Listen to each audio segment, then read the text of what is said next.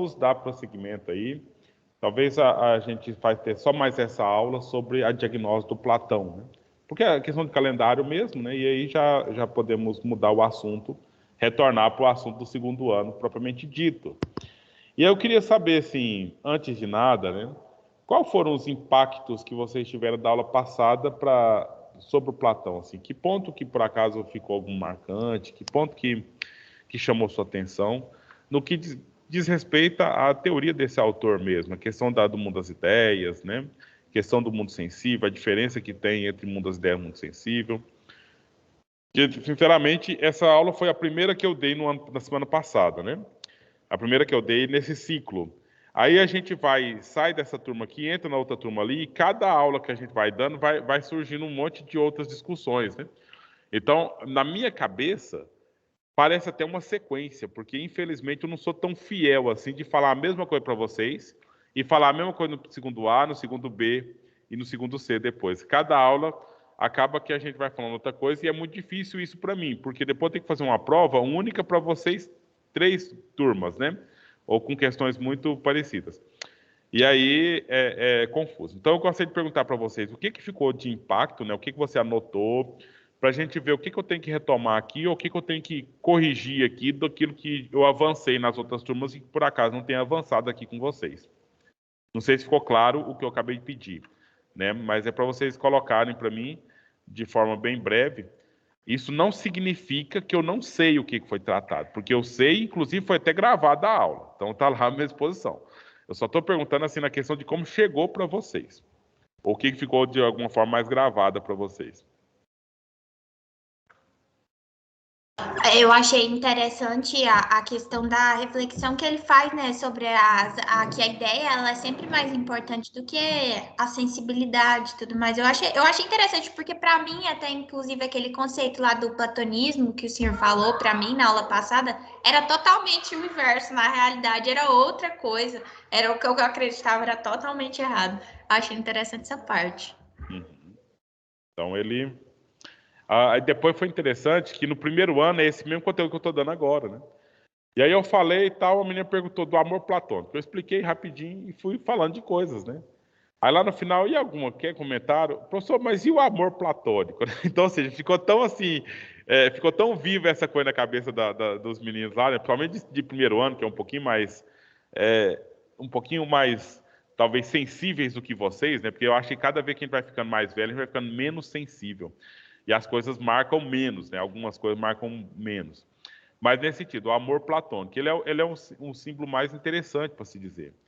Então, veja bem, segundo Platão, né, posso amar uma pessoa, mas necessariamente eu não preciso beijá-la, eu não preciso abraçá-la, eu não preciso estar próximo a ela.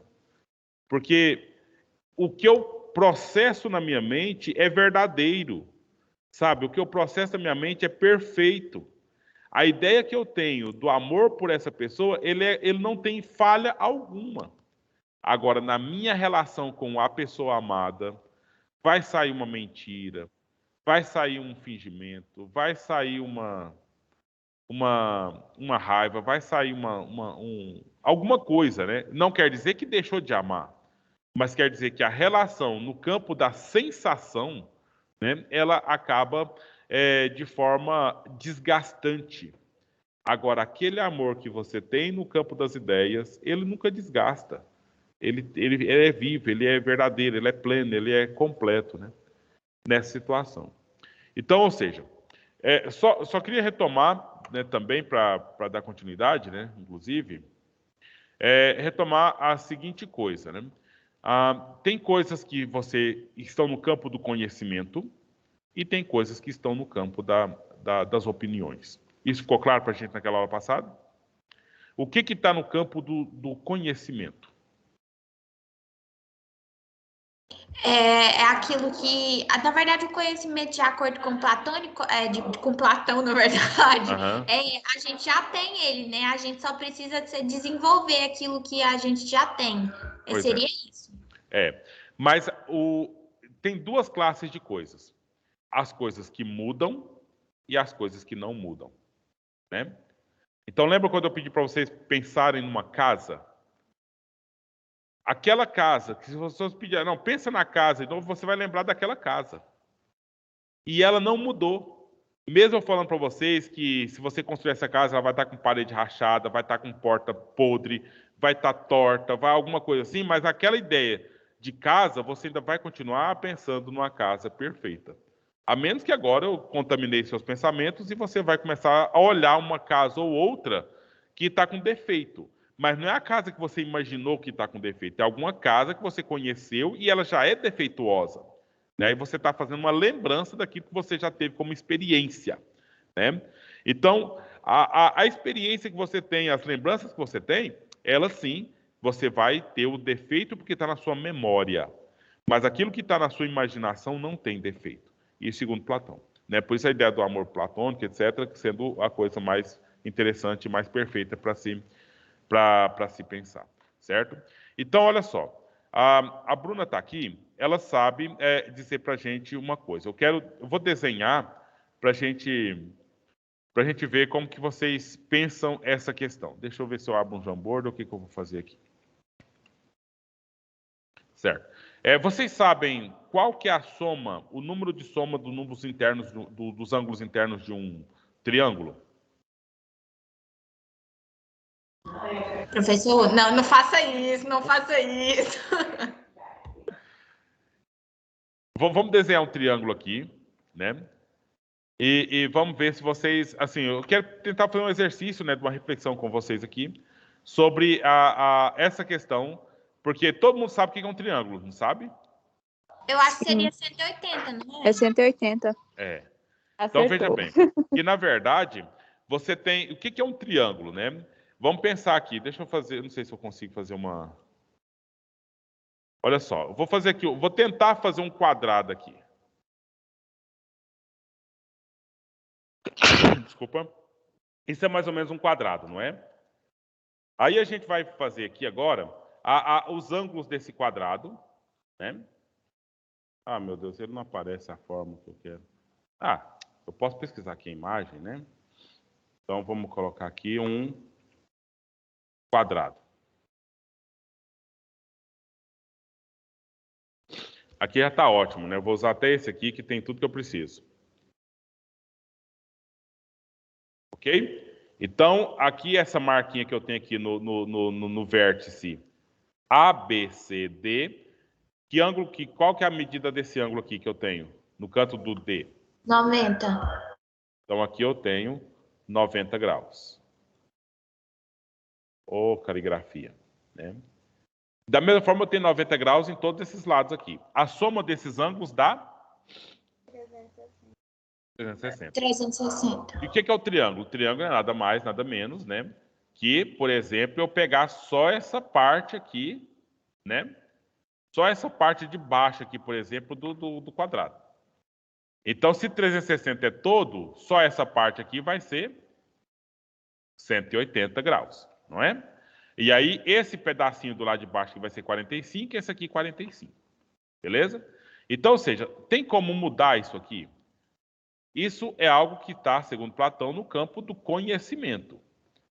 Mas aqui a minha pergunta é: alguém tem dúvida sobre o triângulo? Todo mundo sabe o que é triângulo aqui? Alguém tem alguma dúvida sobre o triângulo?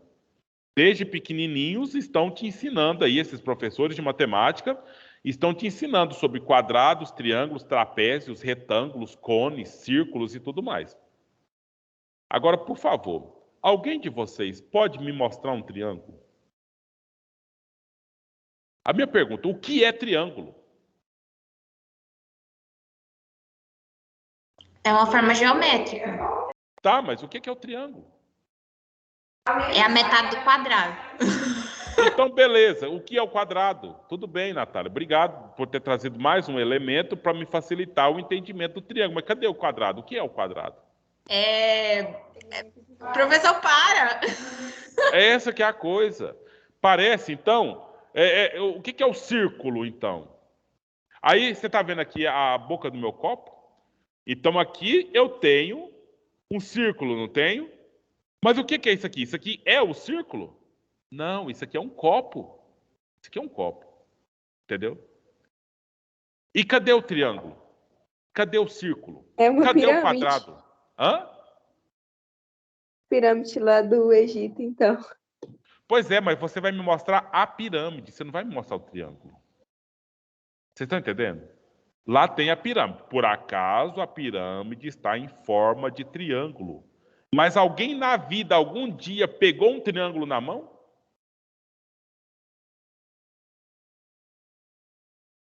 Alguém algum dia pegou um quadrado desses aqui na mão?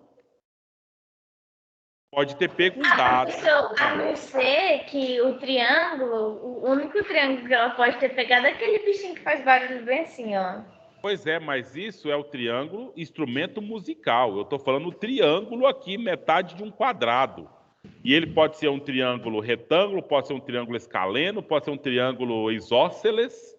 Mas cadê? Isósceles, olha tanto nome que a gente dá para o danado triângulo, mas pelo menos eu, talvez vocês, nunca peguei num triângulo na minha vida, não sei nem o que é um triângulo na minha vida. Né? Mas o triângulo, agora me responda com muita sinceridade. O triângulo existe, gente? Existe, Kelita, sim. Mas existe aonde, gente? Na imaginação. Pronto, acabou. No campo das ideias. Agora, vocês estão percebendo, eu estou tentando com isso tentar fazer com que vocês entendam o Platão. Eu tô questionando vocês a existência do triângulo, vocês estão achando um absurdo, porque o triângulo é uma coisa que você sabe que existe desde sempre, você soube. Mas é uma coisa que não está no campo da sensação. Não está aqui no nosso dia a dia, no nosso meio, como está o copo, como está aqui o celular, como está as coisas na forma de triângulo. Mas o triângulo mesmo, ele existe, é real, mas apenas na ideia.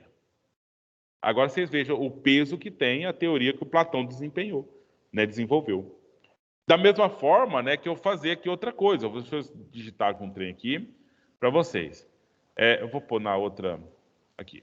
Deixa eu digitar. Me fala, por favor. Eu vou colocar aqui 2. Vou colocar mais.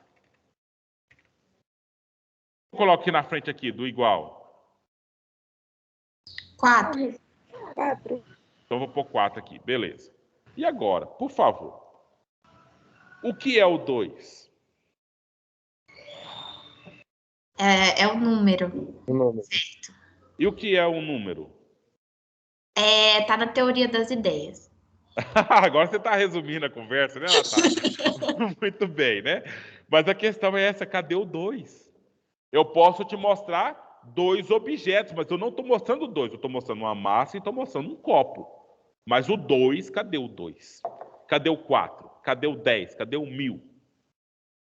Né? Eu tenho 1000 dinheiro aqui. Não, tá, eu estou vendo o dinheiro, mas cadê o 1000? Vocês percebem? É mais um elemento. Então, ou seja, a Bruna está se formando em matemática aí, né? Então, ela é uma das professoras de coisas que não existem. E o tempo todo, gente, eu fico um pouco chateado com isso. Agora é até o momento de lavar minha roupa suja, né? Eu dou aula de filosofia, os meninos ficam, não entendo nada, é umas coisas doidas. Agora você pensa, o menino estuda geometria, estuda números, coisa que não existe em canto nenhum, que ele nunca vai pegar na vida. Diz que matemática é tão difícil. Entendeu? Então, ou seja, porque não existe, Carlos. É uma coisa assim, é mais doido que filosofia, muito mais doido que filosofia. É o número. Sabe? Que você não tem noção nenhuma de pegar. Agora, a filosofia fala de amor. E você pode sentir amor por alguém. É tão bom sentir amor por alguém. Vocês devem imaginar, né? Você fala de ética. É tão bom ser uma pessoa correta. Você fala de política. É tão bom governar e ser governado, né? Isso com ética e justiça, etc. Fala de justiça. É tão bom as coisas serem colocadas no tempo da forma que tem que ser. Agora, 2. Que bonito que tem no 2, gente. Quadrado. Que interesse que tem no quadrado, gente? Então, deixa a Bruna com raiva aí de nós hoje. Depois vocês enchem o saco, por favor, das seus professores de matemática. Eu acho interessante as aulas de filosofia, porque toda vez, não tem uma vez que eu não saio numa aula de filosofia refletindo. Gente, será que eu estou existindo mesmo? Será que eu existo? Justamente, né? Até eu estou refletindo agora a minha profissão. Então, é coisas abstratas, sabe? Coisas muito abstratas. Mas aí a questão, o Platão, ele entendeu que isso era, de fato, aquilo que é real. Porque pensa, e triângulo vai ser sempre triângulo. Sabe, você pode corromper. Uma pessoa honesta, ela pode ser desonesta. Mas o triângulo, todo que você mexer com ele vai ser sempre triângulo. Né?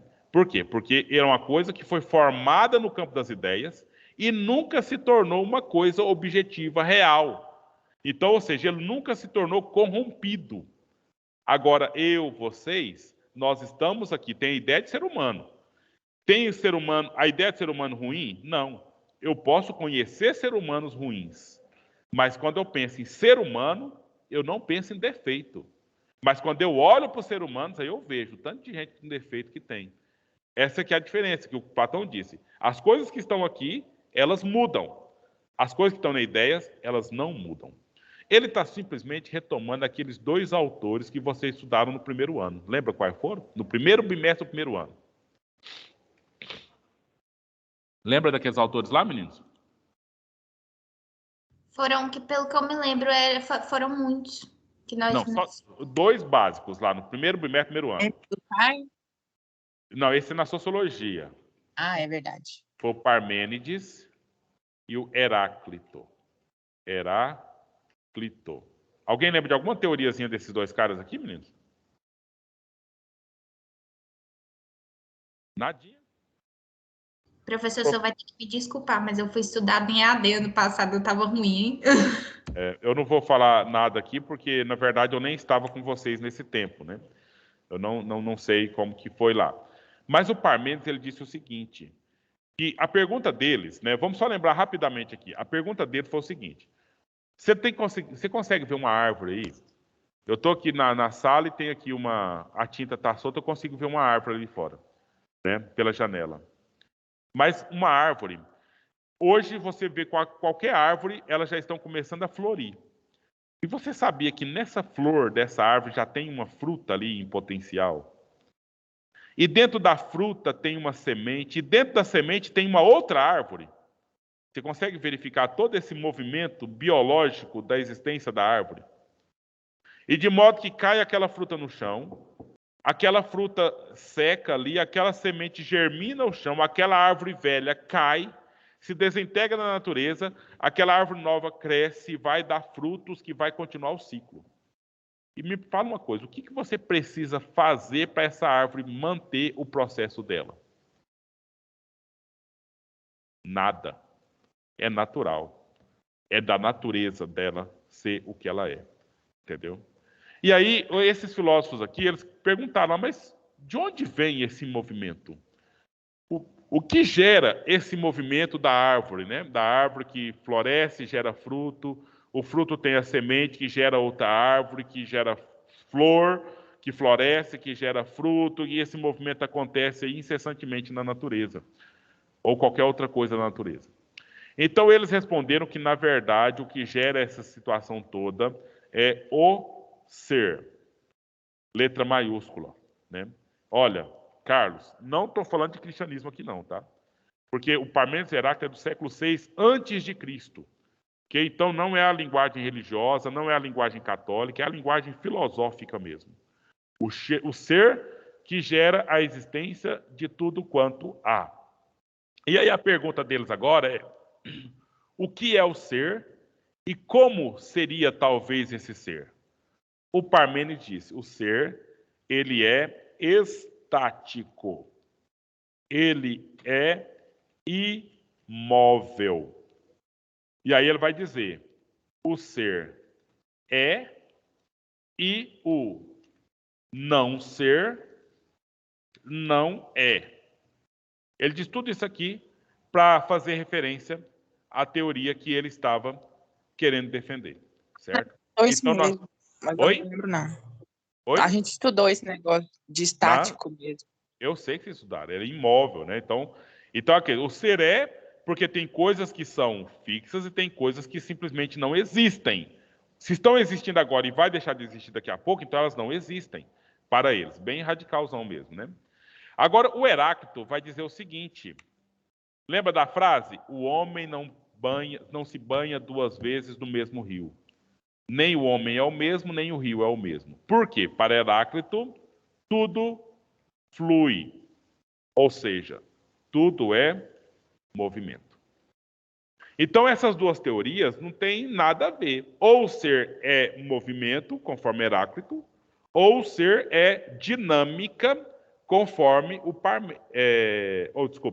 O ser é dinâmica, conforme o Heráclito, ou o ser é estático, conforme o Parmênides. Só que o Platão unificou as duas teorias. Então, Platão trouxe uma novidade aí para a filosofia, por isso que ele é famoso, por isso que ele tem essa fama toda. Primeiro, porque o Platão deixou de estudar a questão da natureza e passou a estudar o homem, o antropos, estudar nós. E o que é nosso? Primeiro, a nossa capacidade racional de pensar as coisas que estão por aí. E nesse estudo, né, nessa verificação, o Platão concluiu: existem coisas que mudam e coisas que não mudam. Certo? Existem coisas que estão em alteração, estão em mudança, e existem coisas que não estão em alteração, não estão em mudança. As coisas que não mudam são aquelas que você pode conhecer, certo? E o nome disso em grego é episteme. Então você só pode fazer epistemologia daquilo que de fato não muda. E se você conversar com os professores da Bruna, por exemplo, eles acham que epistemologia é só estudos da física e da matemática. Porque são coisas que não mudam. Tipo, os ângulos internos do triângulo vão ser sempre 180 graus. O triângulo vai ser sempre triângulo. Sabe? A função derivada integral, não sei das quantas, que eles têm umas conversas sobre isso aí, que eu não entendo nada disso, mas só sei que existe, isso não muda. Então, você pode fazer epistemologia disso, porque é conhecimento de fato. Pois não? O que o senhor falou aqui? Existem coisas que mudam e não mudam? Existem uma classe de coisas que mudam e existe uma classe de coisas que não mudam. Entendeu? Então, as coisas da matemática, que são todas da imaginação, das ideias, elas não mudam. E aí eu estou dando um exemplo. O triângulo vai ser sempre triângulo, as funções vão ser sempre funções, as operações vão ser sempre operações, aquilo da forma que está posta lá. Agora tem coisas que mudam. Por exemplo, suponha que na sua casa sua mãe faça comida, ou você faça comida. Suponha que ontem foi gostosa a comida que você fez, antes de ontem também. Agora, que garantia que a gente tem que a comida que você vai fazer hoje vai ser gostosa? Tem garantia que vai ser da mesma qualidade de ontem, de antes de ontem, do dia anterior? Não. Por que você não tem essa garantia? Porque nem todo dia a gente está igual, assim, para fazer alguma coisa. E nem todo dia você vai ter os ingredientes da mesma qualidade, nem todo dia você vai ter gás na sua casa para você cozinhar, nem todo dia a panela elétrica vai funcionar, nem todo dia o seu humor vai estar do mesmo jeito, né? Porque isso muda. Então, é possível ter um conhecimento, uma episteme sobre você? Não é possível. Porque o tempo todo você está em constante mudança. Mas eu posso ter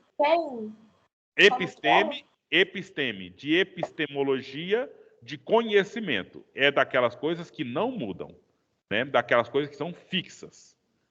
Agora, das coisas que mudam, é opinião. Eu posso ter uma opinião. Eu comi a comida que a Kelta fez ontem, comi antes de ontem e gostei.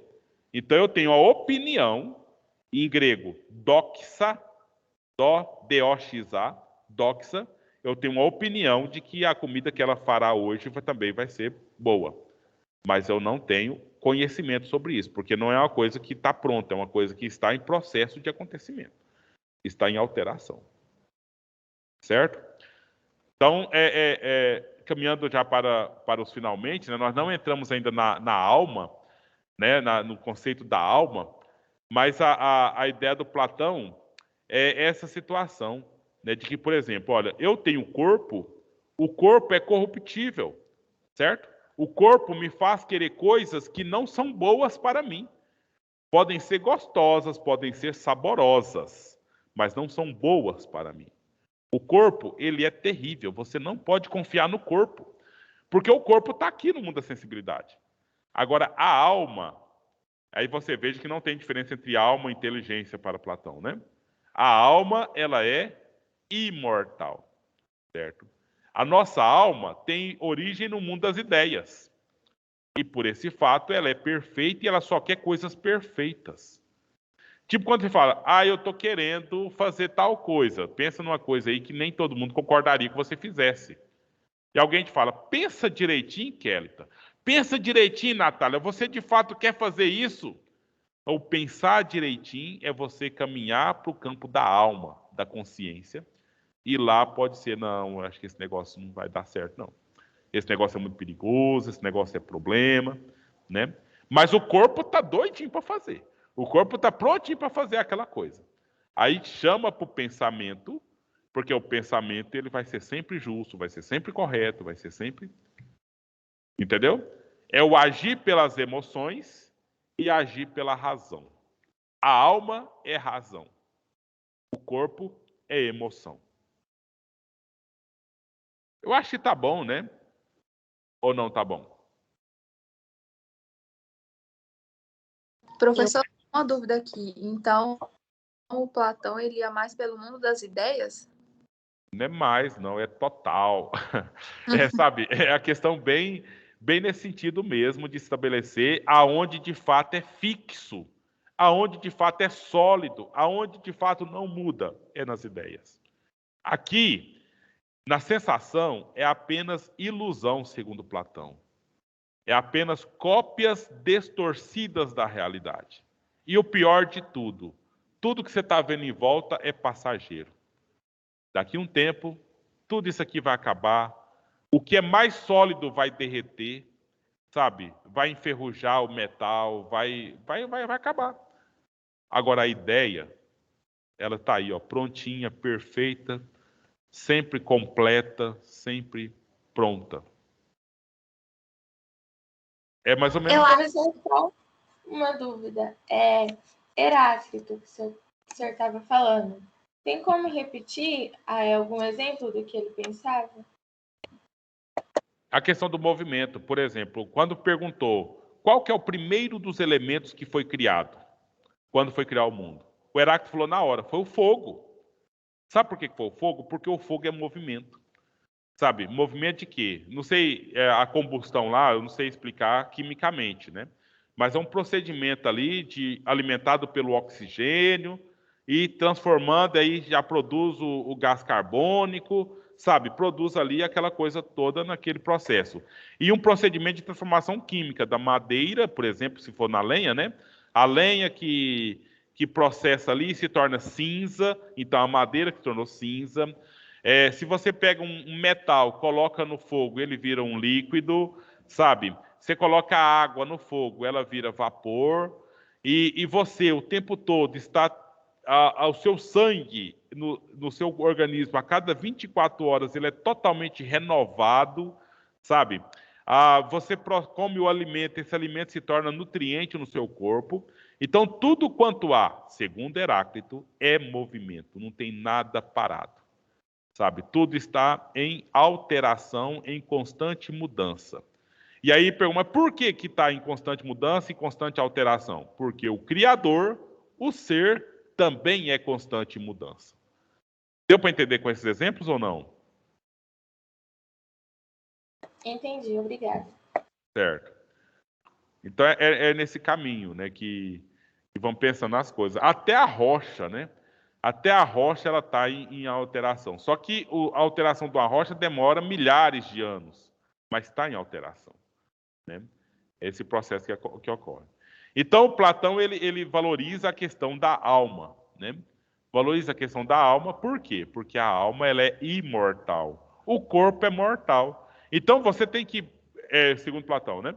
Você tem que correr atrás daquelas coisas que de fato são sólidas. Aquelas coisas que de fato existem e continuam existindo. Tudo que eu falei mal da matemática aqui hoje, no início da aula, de que o triângulo, o quadrado, o círculo não existem, você não tem como pegar. O 2, o 4, o 10, não tem como você pegar.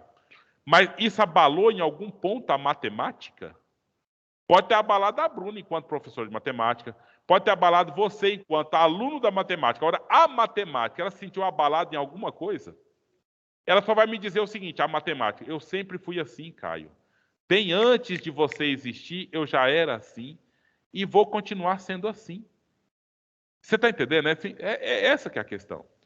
Agora, nós que nos relacionamos com ela, né? Aí a gente pode ter comportamentos diferenciados nessa situação aí.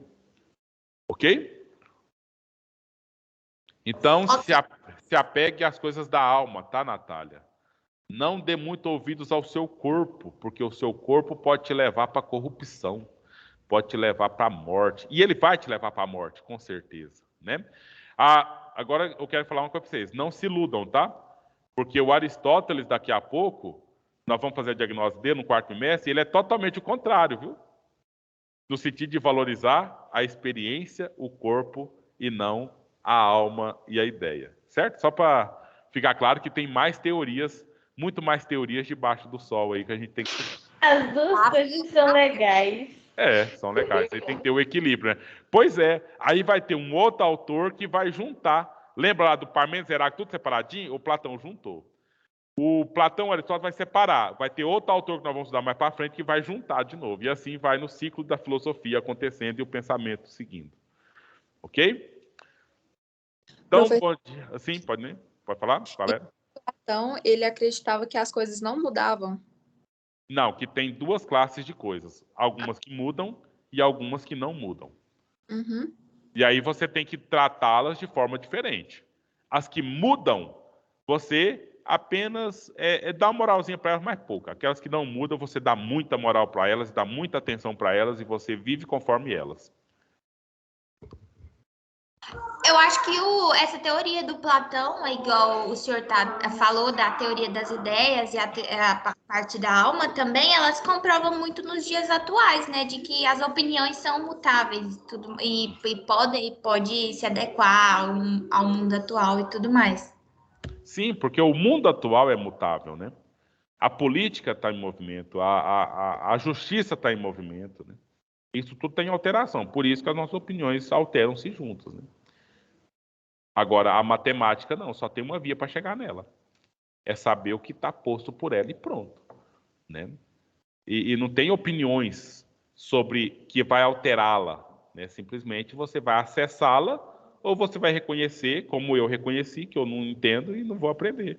E não vou estudar, né? Nesse sentido aí. Simples assim. Mas ela está lá, do mesmo jeito que sempre esteve. Certo? Então vamos encerrando por aqui. Até a próxima. Professora, aí com essa aula já pode fazer aquela atividade do portfólio? Ela não é portfólio, não, é só participação, tá, Carlos? Mas sim, já pode. Porque aí nós não vamos retomar Platão mais, entendeu? Vamos ficar só nisso mesmo, aí fica o estudo que você pode ler aí no texto, sabe? E a gente vai encerrar por isso mesmo. Ok? Ok. A chamada tá... Eu repliquei a postagem no blog, tá? E tá lá o link, lá, no mesmo lugar de sempre. Tchau, professor.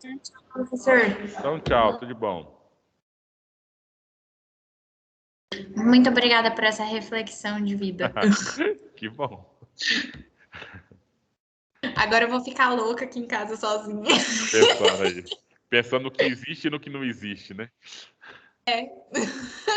Se esse mundo existe, graças a Deus, por que existe? Não, e pensa quando vai chegar e se Deus mesmo existe, né? Acabou a aula, tchau. O senhor tá polêmico hoje. Tá bom. Tchau. Tchau.